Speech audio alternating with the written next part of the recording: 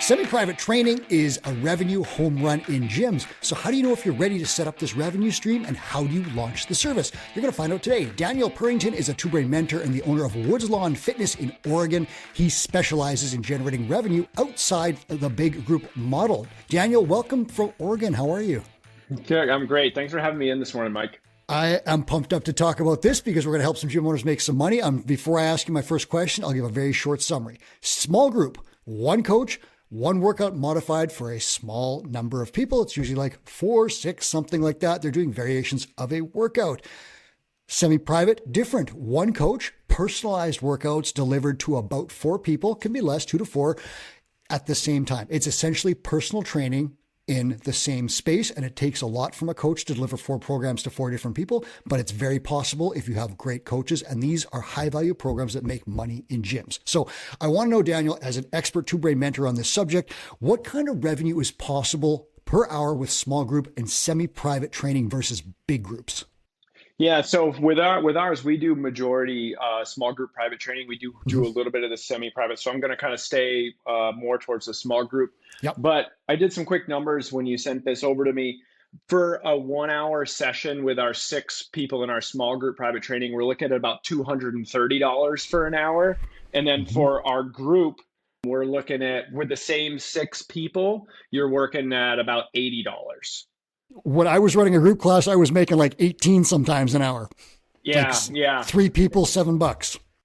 And that's the cool thing about that is we tend to use a much smaller area with the small group private training than we do with my larger group. And because I have such great margins on the revenue, I pay my coaches about 3x an hour for the small group private training versus the group private training, or the larger group.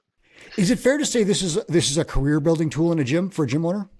Oh, absolutely. Yeah. I mean, we run, so when we started this program about 8 years ago, we started with 2 or 4 sessions a week. We now have 25 small group private training sessions a week, not including some of our smaller ones. We have 28 large group. As far as like the revenue split, just I'm going to look at some of my numbers. We're looking at about $24,000 a month within the small group if we use the same amount of people. And in that large group, that same amount of people will be 12. Really? Yeah. Now, These aren't my numbers. My numbers are thankfully higher than that, just based on the city that I live in. But again, that allows me to pay coaches in my small group private training $11,000 a month versus $4,000 a month. Wow. And that's a wage, right? Like that's a career wage where you can then retain good people and pay them what they're worth so they can live, versus $20 an hour for CrossFit classes or whatever, where all of a sudden you're maxed out at 40 hours, you're burned out and you can't make any more money. You're not making enough money. And then you put in the application at the fire hall, right? And that's a big problem in the fitness industry. So this is an obvious win. And many two-brain gyms on our top 10 leaderboards rely on these programs. When I interview them, they always point to this stuff because it's generating big revenue in gyms. So how does a gym owner know if they're ready to launch something like this? Because you've told me that this is not just something you can push a button on. There are some steps ahead of time. Yeah, there's a few mindset shifts, specifically if you're accustomed to running group fitness, and there's a few systems and processes. And so talking just kind of upfront with the systems and processes, like you've got to do an introductory consult. You've got to learn why people are coming to you, what they need, and not just assume that they want something that has worked for you in the past. That is critical. You've got to know who your avatar is. That is also very key, because we can't build these small groups without that. On the flip side of it, recognizing what you're selling when it comes to small group private training versus group training. When I talk to CrossFit gyms, oftentimes they're like, well, my CrossFit classes only have 4 or 5 people in them. How is this going to work, right? You're selling something very different. Cooper says this all the time, but private training sells you speed to your result. And that is what you're doing. So you're selling specificity, you're selling accountability, you're selling speed, you're selling specific programming to get to a specific goal. CrossFit is a lot more generalized.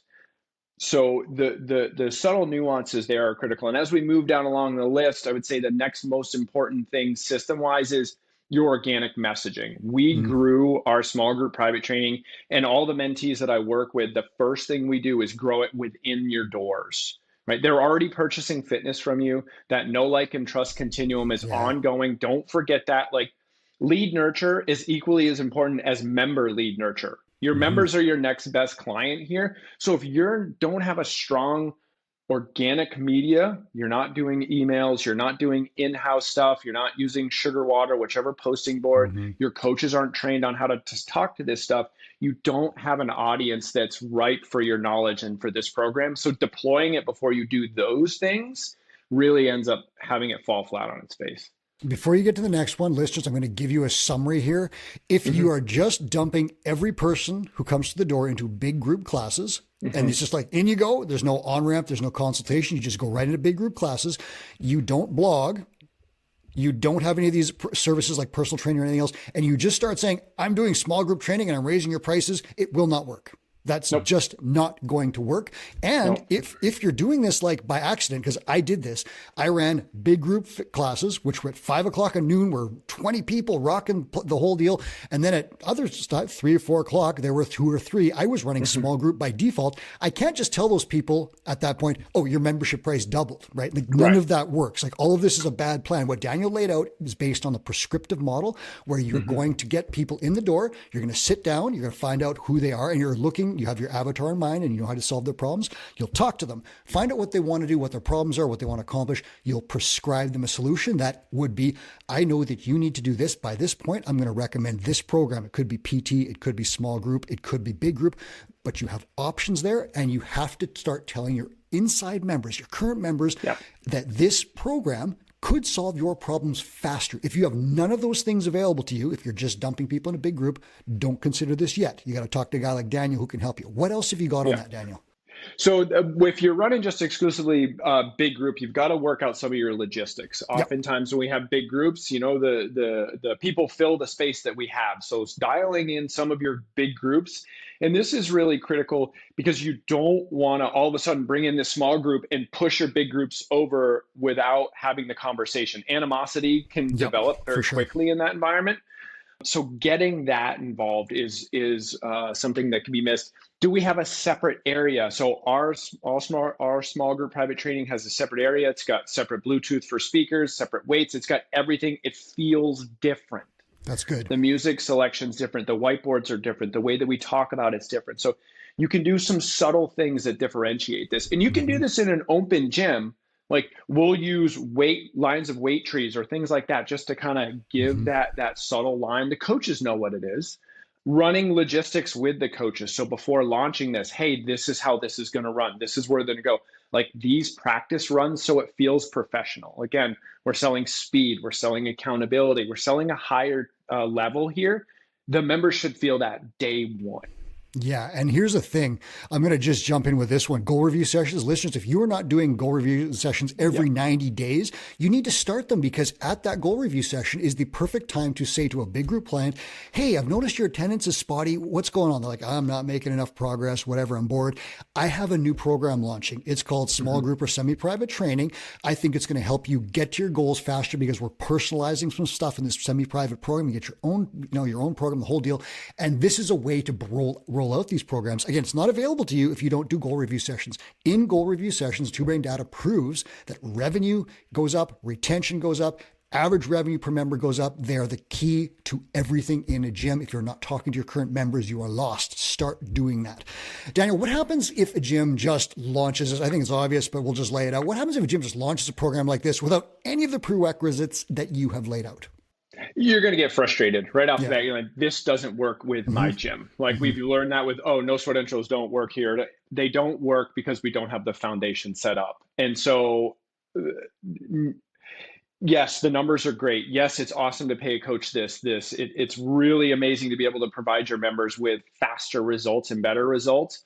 But you've got to lay the foundational work before. Number two, you've just devalued that service to your members.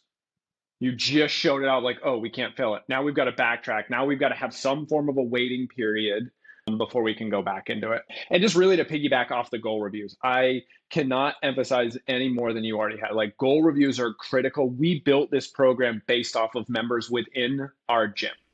And it was done through goal reviews. It is a huge checkbox. If you're not doing that, it's going to be very difficult to truly know what your members need. And so be aggressive with that goal review. It doesn't have to be in person, Zoom, phone. Get to know them. Then you can figure out the problems that they're needing to have solved. Yeah, the mistake that I made was I brought people into a gym and I just assumed they all wanted big group CrossFit and dumped them into classes. Eventually, after Two Brain helped me out, I started telling people, hey, we have personal training available. And a lot of my members inside the gym said, really? I can get help with this one-on-one so I can do a muscle up? Yeah. And I didn't even tell people about that. Same thing. We have a kids program. Oh, I'll sign my kid up. This warm pile of know, like, and trust people inside your gym was available. They're available to you out there right now, but you have to stay in contact with people and then you have to get everything together so that you can solve their problems with a new program and do it properly. And that is, I've talked to other gym owners. They have done this, converting group clients to small group or semi-private, or PT clients to semi-private. They're doing it successfully, and their revenue per hour, revenue per square foot, both are going up dramatically. Daniel, tell listeners how much space you allocate to this in your gym. This is cool. This is very cool. Yeah. So I'll give you a really brief overview. So I have two spaces. They're separated by a very small block wall, big door. You can hear everything on either side. My CrossFit side has 1,100 square feet of usable space. So small by CrossFit Cavern standards. Super small. Yep. My small group private training side is 650 square feet. We have 6 wall-mounted squat racks. We run a 6-on-1 and a 4-on-1 small group private session concurrently. So 10 people in 650 square feet. Actually, it's 12 because you've got the 2 coaches. So back to what I was talking about running logistics. Like when people say I don't have enough space, I'm like, we do it in a postage stamp. Yeah. I think there are Russian submarines that have larger gyms.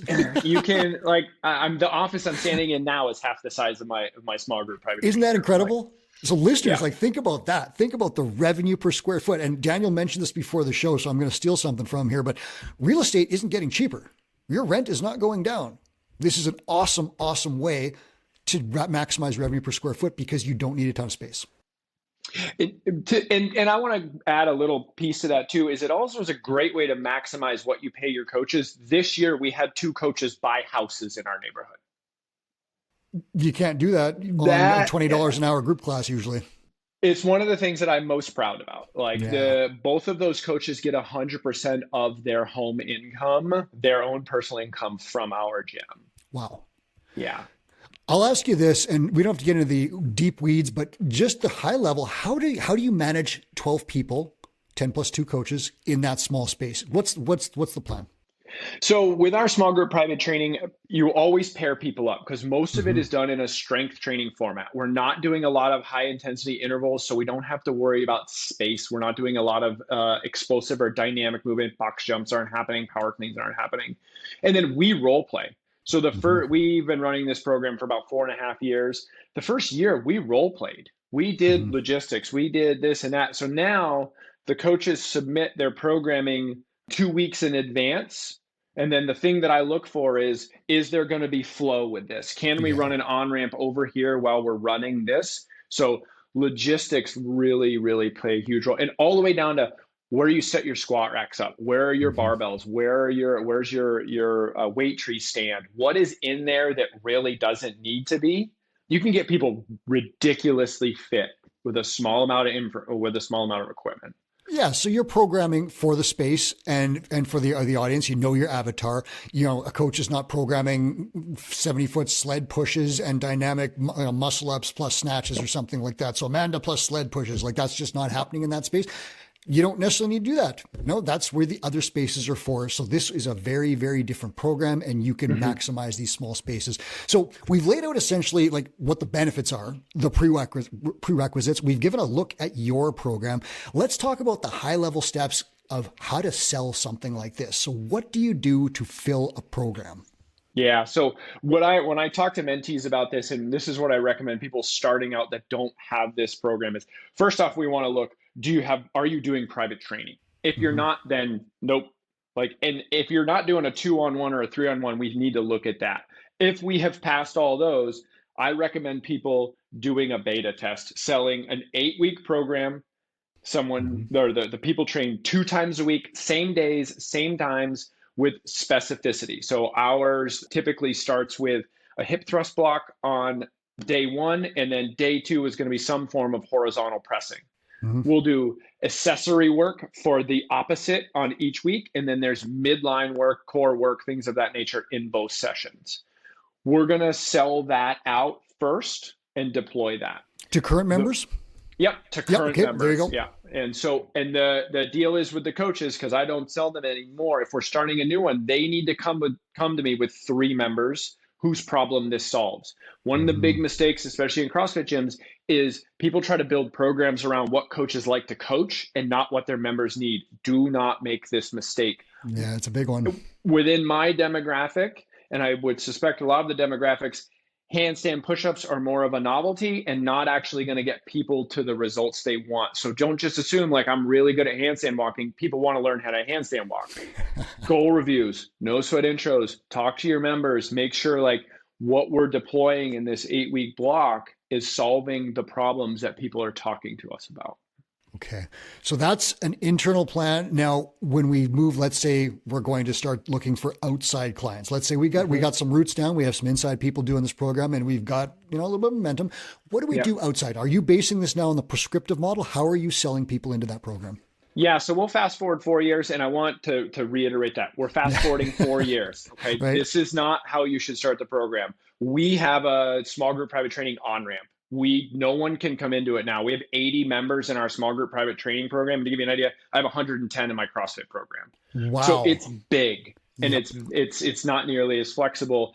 So when they come in, they have a choice. They have a small group private training on-ramp or a CrossFit on-ramp. They both are the same exact thing. Movement patterns are separate. Then one with nutrition, one without. Like that's it. Coming into my gym, you have 2 ways: yes or no to nutrition, CrossFit or or small group private training. That's it. So we're marketing that on our website. We're marketing that in all of our emails and our social media. We're marketing it within house. Right now, we're looking at about 3 to 1 small group private training to CrossFit coming into our gym. That's what they're buying for on-ramps. Wow. So you're essentially at the wedding and you're just asking, do you want beef or do you want chicken? And it's one of those 2 things. And then you have access points going into a well-established program. So down the line, listeners, after you get this thing established, that's something you can look at when you're selling outside. But the first step is not to do that right now because it's tempting to say, oh, I'll just go outside, put up some ads and do this thing and make all this money. Daniel is saying that doesn't work. We've laid out prerequisites and he's laid out his experience. You need to start working on this inside. So let's ask this. This is a problem solving for our listeners. What's the best way to get a new revenue stream like this set up? And what have you seen happen when gym owners follow this plan? Yeah, so it kind of depends on what type of gym. And I have 2 really great examples. One is a very, very large CrossFit gym in Mississippi. Steve is an absolute stud of an owner. He's been in the business for about 15 years. One of the challenges he was having some of his demographic age out of wanting that intensity. And so we started building a small group a year ago, and we had a goal of selling out 8 people in these ones. Again, all to his current members. He's now running 10 programs like that in a gym that's 12,000 square feet. So your traditional big box CrossFit gym is doing this. Flip side, I have a garage gym in the Bay Area with Ryan and Christiana. They're just outstanding. Husband and wife own. They have 3 little kids that run around. They were doing just one-on-one training, and Ryan's schedule was completely stacked.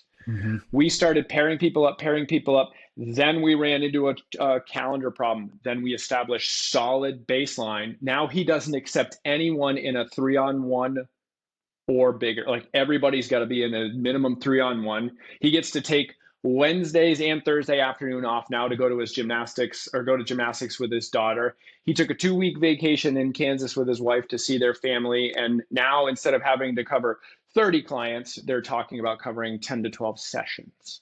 Wow. So is it fair to say the average revenue per member in these 2 gyms has shot up? Oh yeah. With both of them, it's big, specifically within Steve's. Right. And you said a really cool thing. Now, this is a very interesting thing we often say, okay, you're running big group. A good way to add more revenue is with personal training. With some personal trainers, they're so packed that they have no more hours. They're just done. And again, 40 hours of personal training is brutal, right? Like that's a very tough schedule to keep. what can you do? You can start pairing people up. And now if you go back, Chris has talked about this, Cooper, Greg Glassman in CrossFit, the original thing that he did was he started doing this, and no one knows this except Chris he told this to Chris at his coffee table or at his kitchen table, Greg did, just starting with a couple of people, one person, one-on-one training, then pairing them up, then pairing 3 or 4, and then it spirals into the big group model that we all caught on to. But that model may not be the best in every single case. It works really well for some people. It works not so well for other gyms. So there's ways to scale up from one-on-one PT. There's ways to make more money per hour in all these different formats. Again, Two Brain Mentors have an exact plan for every type of business, whether you're big group, small group, PT, access, whatever it is. They can look at your business, find your weak spots, prescribe a fix, boost those numbers up, and then go to the next weak spot, and away we go with tactics and toolboxes and advice and accountability. The whole thing is laid out for you. Daniel, do you talk to people about this as a mentor regularly? Is this one of your specialties, and how do people work with you? Oh, yeah. I would say I'm sought out for requesting that. I also do a lot of specialty calls for the small group private training as well within Two Brain. The mentees I get oftentimes are curated, through the sales process of like, this is what they're looking to do. Let's see if Dan has some availability to take them on as a full-time mentee. So I really enjoy working with people that are trying to either combat smaller spaces. They want to get back more time. I mean, that's the celebration point for me, is the time. And, with the team in the Bay Area, they increased their revenue last year by 84%. Their overhead 84%. Didn't change. 84%. Yeah, they went from between 7 and 8K to more like 18.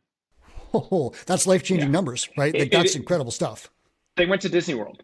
Like they literally took brings their a tear to your eye, right? They're some of my favorite humans. They're wonderful people. And so being able to help people like that who are like, I don't have any more hours in the day. I get that. Let's fix that, right? And so that's what we did. So we're going to give you a starting point as we close this show out. I'm going to tack on one thing at the end here, but Daniel, can you lay out your most important prerequisites for starting one of these programs? Related at the beginning, let's seal it up. What do people need to do right now before they can launch this thing? Prescriptive model if you're not doing that, right? So goal reviews, no sweat intros. Link will be in the show notes. Put that in there for you. Yep. I mean, you absolutely got to have that. You need to be talking to your members through email, social media. Google is a huge one that people are not posting to nearly enough. It is a free call to action in Google. All of that is organic. So dialing in your organic structure, using that information once you get people to start to talk to you in the goal reviews, and building something that solves their problem, right? Don't try to build something that you really want to coach. If you don't want to coach this, move it to a coach that does, but solve their problems. The value's there, the speed is there. Then it just becomes a transaction. And my final point tacked on to what Daniel just said, book a call to talk to a Two Brain mentor about this program. If you have questions about this or any other adjustments to a business model to change your metrics for the better, you can get on a call. You can talk about your business and you can see how we can help you do it. So that link will also be in the show notes. Do click it. It's going to take an hour of your time. It's a huge investment. You will see ROI on that. I guarantee it. Daniel, thank you so much for laying this out for us. I hope you get some people calling you soon to talk about it and get some more revenue. Yeah, sure enough. I appreciate your time, Mike. Yeah, that was Daniel Purington. This is Run a Profitable Gym. I'm your host, Mike Warken. And thank you so much for watching and listening. Hit a like on this if it helped you out at all. I sure hope it does. And now here's Two Brain founder Chris Cooper with a final message. Hey, it's Two Brain founder Chris Cooper with a quick note. We created the Gym Owners United Facebook group to help you run a profitable gym. Thousands of gym owners just like you have already joined. In the group, we share sound advice about the business of fitness every day. I answer questions, I run free webinars, and I give away all kinds of great resources to help you grow your gym. I'd love to have you in that group. It's Gym Owners United on Facebook or go to gymownersunited.com to join. Do it today.